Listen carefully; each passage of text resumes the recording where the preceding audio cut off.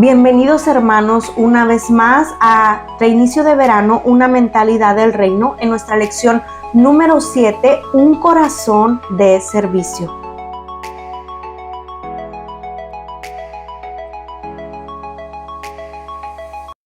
Nuestra meta en esta lección es aprender cómo cultivar una mentalidad de servicio en todo lo que hacemos, cómo ser esos siervos radicales para el reino de Dios. Vamos a considerar cómo se combina el servicio y la autoridad espiritual, cómo es el siervo radical, es humilde, alegre, cumplido, atrevido, y vamos a ver también unas maneras nuevas de servir en nuestra vida diaria. Lo primero que hay que saber es que el que no sirve, pues no sirve, ¿verdad? Ministerio es servicio. La palabra ministrar significa servir. Todo ministerio es para servir a los demás en el nombre del Señor. Del punto número uno de esta lección es que el siervo radical tiene autoridad. Mateo 7, 28, 29 dice: cuando Jesús terminó de decir esas cosas, las multitudes quedaron asombradas de su enseñanza, porque lo hacía con verdadera autoridad, algo completamente diferente de lo que hacían los maestros de la ley religiosa. Para que humanamente alguien pueda tener autoridad, necesita primeramente recibirla de alguien que tiene autoridad. Génesis 2:15 nosotros vemos cómo Dios delega la autoridad al primer Adán. Él estaba bajo la autoridad y debía dirigir, guiar y enseñar de acuerdo a los propósitos de la autoridad que lo eligió, que es Dios. En Génesis 2:18 vemos quien está bajo autoridad puede recibir su ayuda idónea, pero quien toma las decisiones es quien recibió la autoridad. También vemos en Génesis 3:1 al 6 que Satanás se revela contra todo tipo de autoridad y trata de que el hombre también así lo haga, y sobre todo aquellos que Dios ha puesto en autoridad sobre su reino. Satanás se dirige a la ayuda idónea para confundir sobre su mandato de autoridad divina. Eva debió llamar a su autoridad espiritual delegada por Dios y no discutir ni abrir sus oídos al engañador. En ese caso fue a Adán. Jesús, ¿cómo no iba a tener tal autoridad para enseñar? Como lo vemos en Mateo 7, 28, 29, que se sorprendían de la autoridad de Jesús, pero para nosotros no nos debe sorprender, porque si Jesús vino respetando, honrando y reconociendo a la autoridad que le delegó autoridad en este mundo. Aquel que aprende a estar bajo autoridad va a ser capaz de ser puesto en autoridad y sabe reconocer también el lugar de autoridad en que se encuentra, y cuando hay una autoridad mayor a la suya. Jesús recobra la autoridad inicialmente perdida en lo espiritual y lo terrenal. ¿Cuándo? En el momento en que Él murió en la cruz y venció la muerte y resucitó al tercer día. Allí Jesús recobra esa autoridad perdida en lo espiritual y lo terrenal. Por consiguiente, al recobrar la autoridad de este mundo, la delega a los suyos nuevamente. Por eso ahora en Cristo, si estamos bajo su autoridad, podemos tener esa autoridad de Él. O sea, Él mismo nos delega su autoridad. Todo lo que hacemos es en el nombre del Señor Jesucristo. Por consiguiente, al recobrar esa autoridad, les digo, de este mundo, pues Él la vuelve a delegar nuevamente, pero solo a aquellos que son suyos. Quien ostenta la autoridad tiene el poder para hacer la obra de Dios. Esta se recibe en un carácter de obediencia, sujeción y humildad. El Señor Jesús no le va a dar su autoridad a alguien en desobediencia, ni a alguien que no se sujeta a sus autoridades, tanto terrenales, primeramente espirituales, que es Dios, que es Jesucristo, y luego la autoridad que está delegada aquí en la tierra. y con humildad. Nunca le va a dar tampoco Jesucristo a su autoridad a alguien orgulloso. Tenemos que estar en obediencia, sujeción y humildad. Y nosotros somos testigos suyos de estas cosas, dice la palabra. Y también el Espíritu Santo, el cual ha dado a Dios a los que le obedecen. Además, Jesús le dijo, aprended de mí, que soy manso y humilde de corazón. Él es nuestro modelo. Jesucristo es primeramente nuestro modelo de siervo y es nuestro modelo de un hombre que aquí en la tierra vino con toda la autoridad y con todo el poder de Dios. ¿Pero por qué? Porque él era Dios, era el Hijo de Dios, y en primer lugar, y en segundo lugar, él siempre fue humilde y fue manso. Tener autoridad significa contar con el respaldo de Dios para hacer y enseñar lo que Él quiere y lo que Él pide. Jesús recobró la autoridad antes perdida y la delega sobre hombres fieles e idóneos.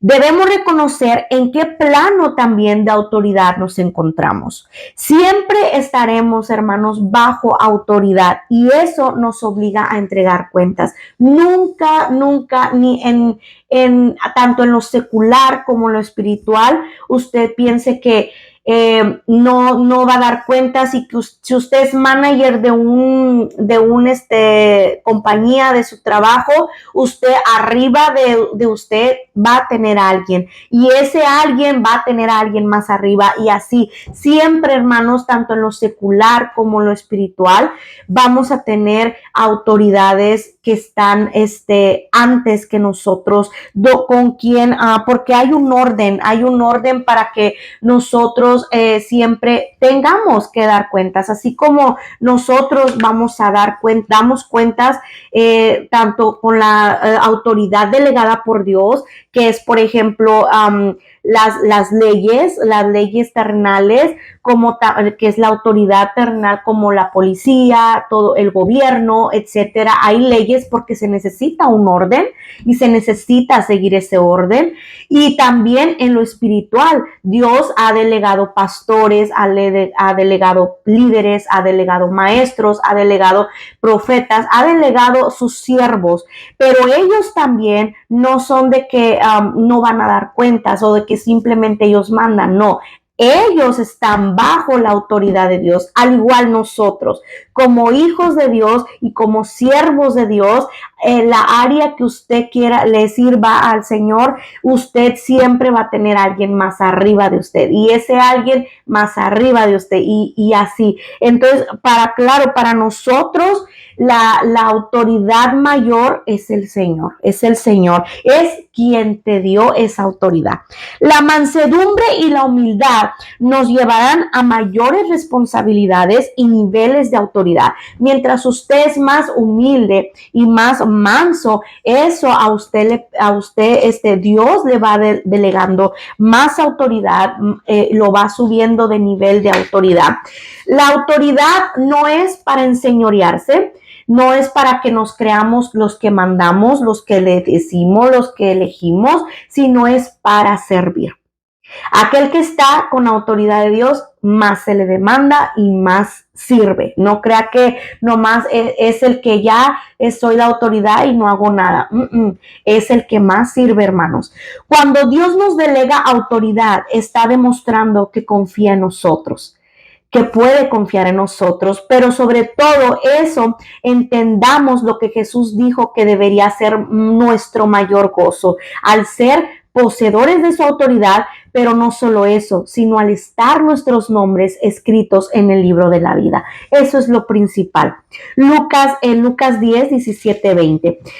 Ahora, ¿cómo es el siervo radical? El siervo radical es humilde, alegre, cumplido, atrevido. El siervo radical primeramente se humilla. La Biblia describe la humildad como mansedumbre, humillación y la ausencia de ego. Humildad, hermano, no crea usted que es el cómo se vista. No tiene nada que ver con lo externo, es algo del corazón y de nuestra mente. Es una actitud de mansedumbre, de humillación y de ausencia de ego. La palabra griega traducida humildad en Colosenses 3:12 literalmente significa humildad de mente. Entonces, vemos que la humildad es una actitud del corazón, no simplemente una conducta externa. Cuando venimos a Cristo en nuestra condición pecaminosa, debemos venir en humildad, porque reconocemos que somos pobres, reconocemos que venimos sin nada que ofrecerle, excepto nuestro pecado y nuestra necesidad de salvación. No podemos venir al Señor con orgullo, mucho menos estar sintiendo que lo merecemos todo. No merecíamos, hermano, no merecemos el perdón, no merecemos su misericordia, no merecemos nada de Él. Reconocemos que somos pobres y que venimos sin nada que ofrecerle. ¿Qué le puedo ofrecer yo al Señor? Nada bueno tengo, nada bueno soy, excepto pues mi pecado, mi necesidad de salvación. Eso así es cuando venimos a Cristo, ese viene con humildad.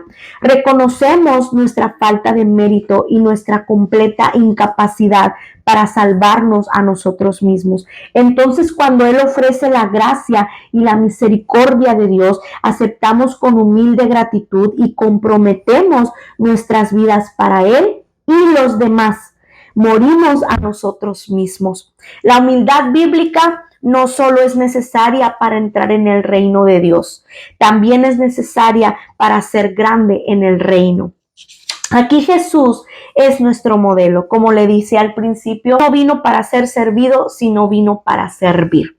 Nosotros debemos comprometernos, hermanos, a servir a los demás, considerando sus intereses por encima de los nuestros. Siempre, si Él mismo dijo, yo no vine para ser servido, siendo el Hijo de Dios, siendo el Rey de Reyes, sino Él vino para servir.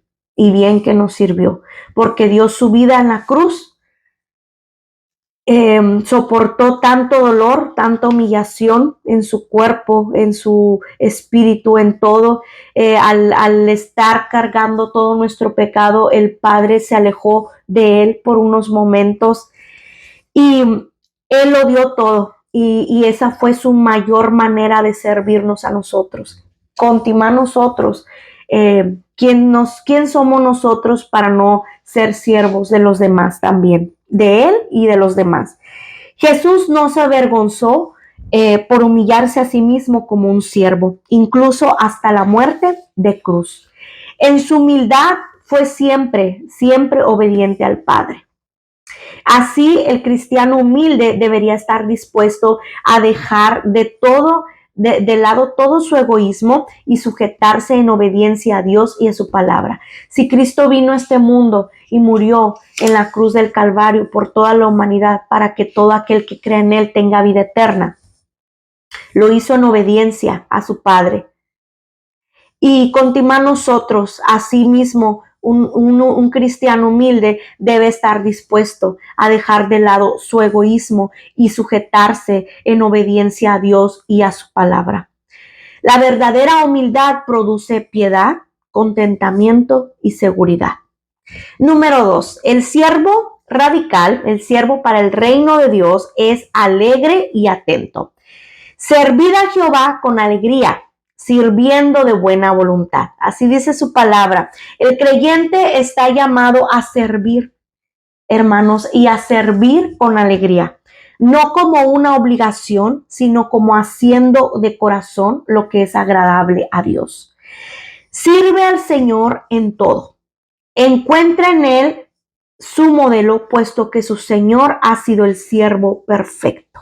Hermanos, no importa qué esté pasando, no importa lo que esté sucediendo en su vida, uno siempre tiene que estar dispuesto a servirle al Señor con alegría, contento, con entusiasmo, porque es cuando uno piensa, ¿y qué culpa tienen los demás, verdad? O qué culpa tiene Dios, ¿verdad? De la aflicción de este mundo o de cualquier situación. Al Señor le servimos en todo momento, en todo tiempo. Segunda Timoteo 2:24 dice: el siervo del Señor no debe ser rencilloso, sino amable para con todos, apto para enseñar, sufrido. Ser una persona también con la que es fácil conversar, hermanos, de conducta accesible, no irritable, no intolerante. Describe a una persona que no es sarcástica ni burlesca. Siempre, hermanos, tenemos que estar con una disposición para todo aquel que necesite ayuda, que necesite algo. Fácilmente, que seas una persona fácil con la que puedas hablar, con la que tú sientas, la persona más bien sienta la confianza de abrir su corazón contigo, siendo amable con todos, apto para enseñar, no irritable, accesible, a siempre a estar dispuesto, tener el tiempo, no intolerante, tampoco no ser sarcástico, no ser burlesco. Entonces, un siervo del Señor que posee la característica de ser amable es un siervo que siempre busca o trata de ganar estas personas para Cristo. Siempre. Aquel que es todo lo contrario de estas características, que es inaccesible, que es difícil de conversar, que es irritable, que es intolerante, ese tipo de personas, hermanos, nunca van a alcanzar un alma, nunca la van a poder ganar, porque va a ser imposible que la gente se le acerque. Es como que si tuviera un antirrepelente a las personas. Entonces, no, un siervo del Señor tiene que poseer la característica de la alegría y la característica de la amabilidad.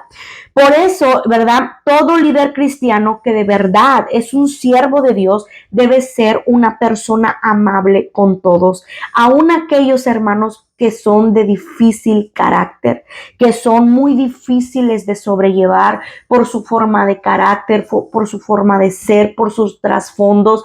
Aun aquellos hermanos, el Señor le puede dar a usted la gracia para saber cómo tratarlos y cómo ganárselos con la gracia de Dios.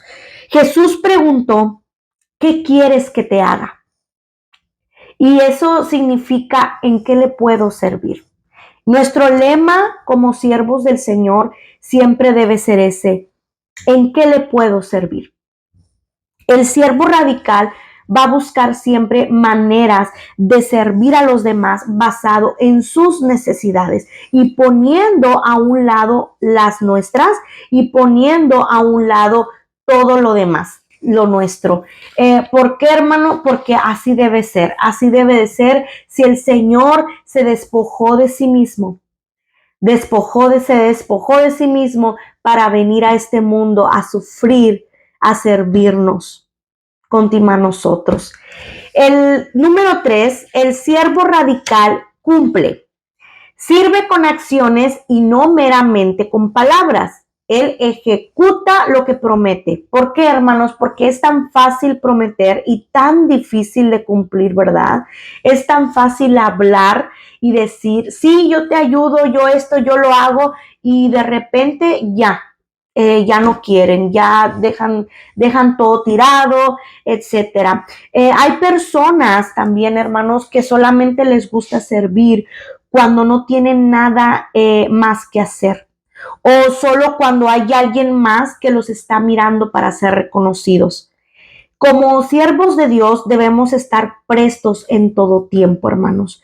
Es hasta gracioso cuando alguien le dice: hermano, hermana, cuente conmigo para lo que sea, y cuando se les da la oportunidad de servir, ¿verdad? Pues no la aprovechan. No, hermano, si usted dice algo, promete algo, cúmplalo.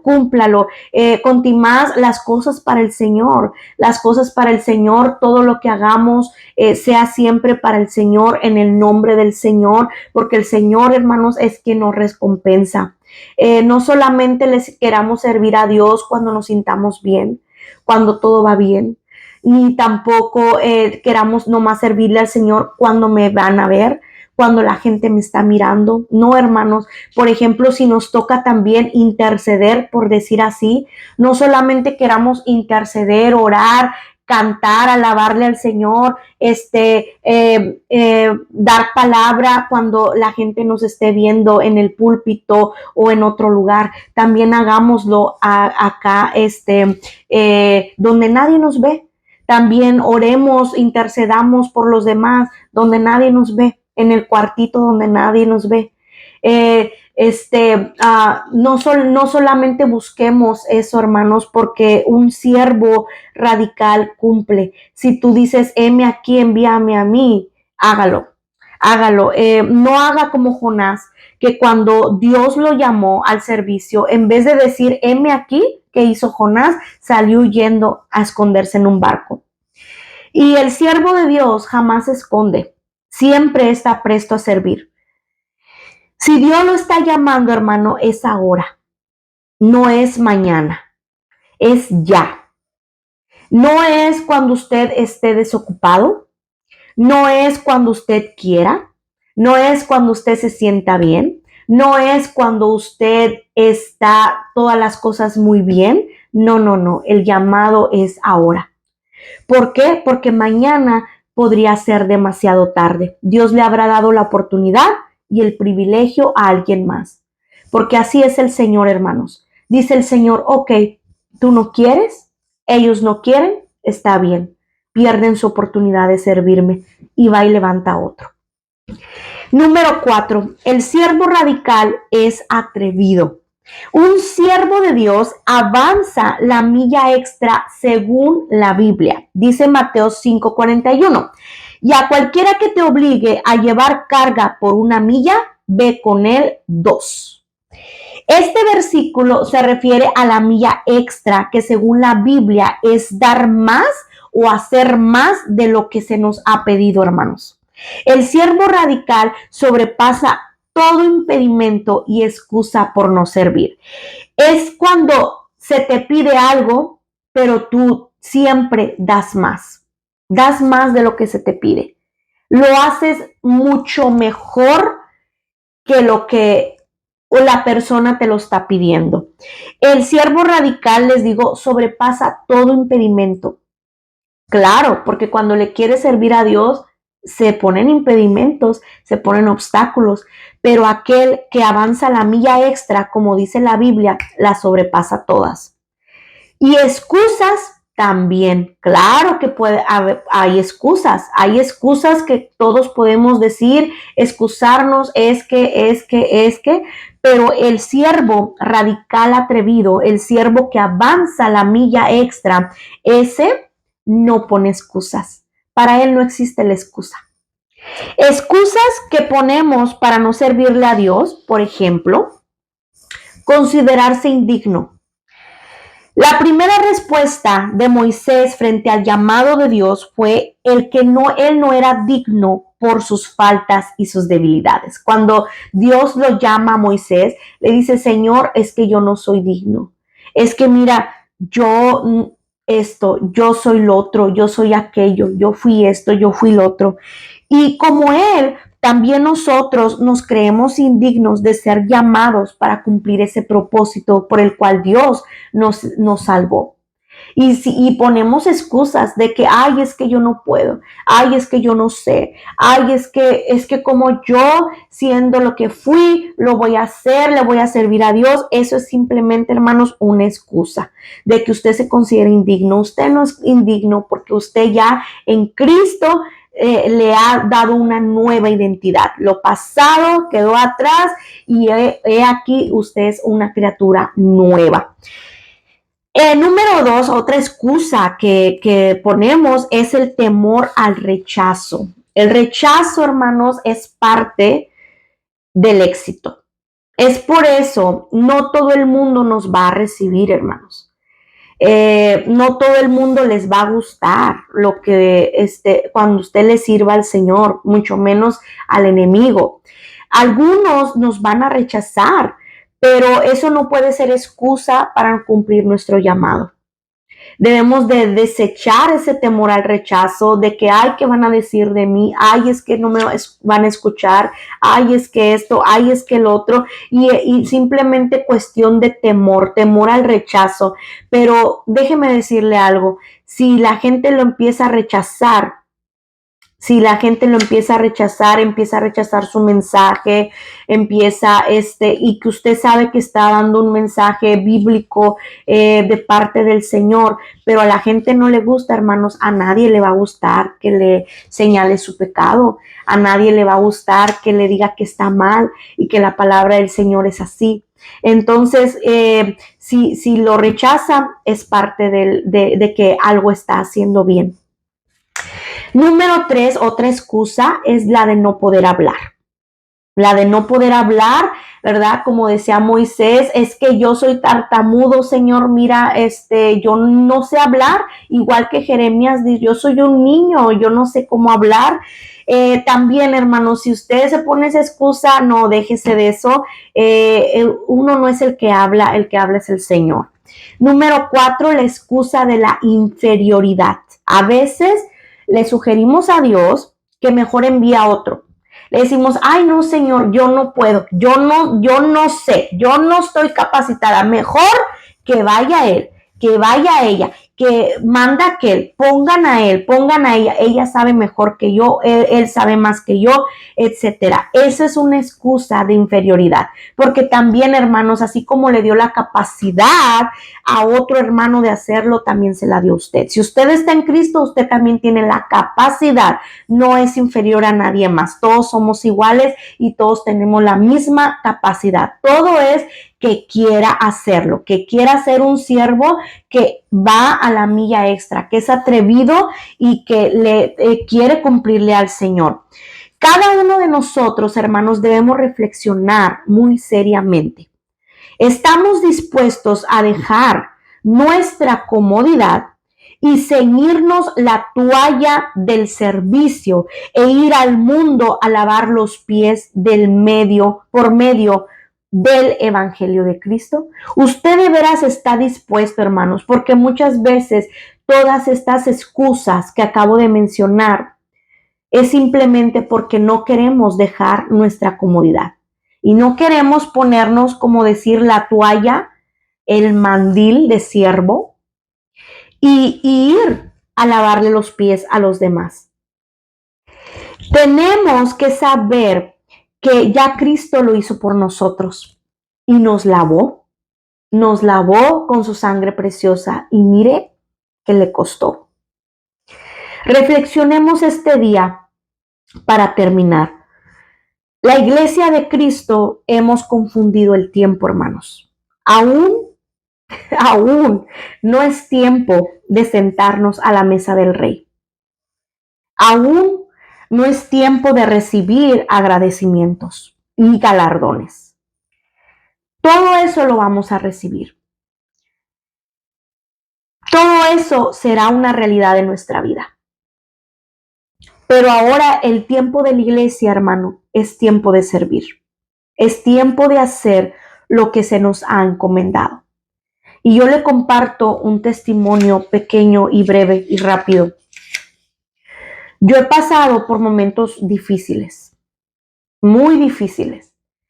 Y cuando estuve a punto de rendirme, de dejar todo, el Señor vino con su Espíritu Santo y me dice, tienes mucho que hacer. ¿Qué haces ahí? Como Elías. Tienes mucho que hacer. Y me levanté y así como me levanté, miré, no paré. La fuerza viene del Señor. No importa qué pase, qué suceda, pero hay mucho que hacer. Porque mientras estamos aquí en esta vida y tú eres un siervo del Señor, usted tiene mucho que hacer. No es tiempo de sentarse. No es tiempo de recibir simplemente, yo ya acabé, yo ya he servido mucho y ya le paro que sirva a alguien más, le toca a alguien más. No, hermano.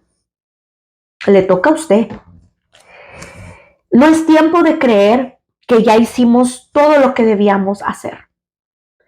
Todo aquel que crea que ya cumplió con todo lo que tenía que hacer es un siervo inútil para Dios. Es tiempo de hacer más de lo que se nos ha pedido. Servir como Cristo nos ha servido a cada uno de nosotros, porque Él lo sigue haciendo, hermanos. Almas se siguen salvando. Almas se siguen salvando. Él no ha terminado. Y para eso estamos nosotros como sus siervos, para seguir sirviéndole, cumplir nuestro propósito y que Él sea glorificado. Dios lo bendiga.